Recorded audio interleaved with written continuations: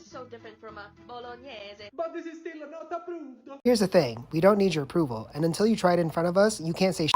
There's a rich history when it comes to Filipino spaghetti because it's a product of World War II. Tomatoes were not native to the Philippines, just like how they weren't native to Italy. Just like how Americans brought over tomatoes to the Philippines, the Spanish were the ones that brought over tomatoes to Italy. Many of your tomato-based dishes were later creations when it comes to Italian culture. And for us Filipinos, Filipino spaghetti was a product of ingenuity, using what we did have to make something delicious, similar to what we didn't have. Maria Orosa was the Filipino food technologist that created banana ketchup. In addition, she made the palayok, which is a clay pot oven that you could use without the use of electricity, which many Filipinos did not have back in the day. Not only did she create new things, she was the one that taught many Filipinos preservation methods of the original dishes such as adobo and dinuguan. So here's the thing, when I was younger, I thought the same way. I thought that certain dishes could only be made by Filipinos and should only use Filipino type ingredients. But we are ever adapting and ever evolving in this world. Therefore, recipes can change and new things can and should be created. Innovation is something that we need to honor and respect. And Filipino spaghetti is a product of Filipino innovation that we are proud of. Now, you may not like the fact that we add condensed milk. You may not like the fact that we use ground pork and hot dogs in our spaghetti, but it is a proud product of the Philippines. If you're mad because we use the word spaghetti and it's not spaghetti in your mind with like a red sauce,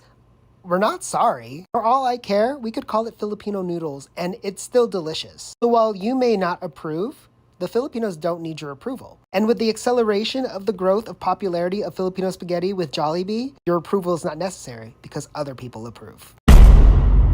Well, I got news for you, faithful viewers. Lionfield Has responded. Okay, Filipino spaghetti. Let's do it. Oh, Didn't expect this flavor. lots of spices. It's a little bit spicy. Lots of flavors combined. Very far from the Italian spaghetti. But if you like sweet and sour, you're gonna love this Filipino dish. For us, it's a little bit too sweet. So, half approved. Thank you for educating us on the history behind this dish. And we are sorry our reaction video came across as disrespectful. I have one thing left to say to you. No wars between Italy and the Philippines.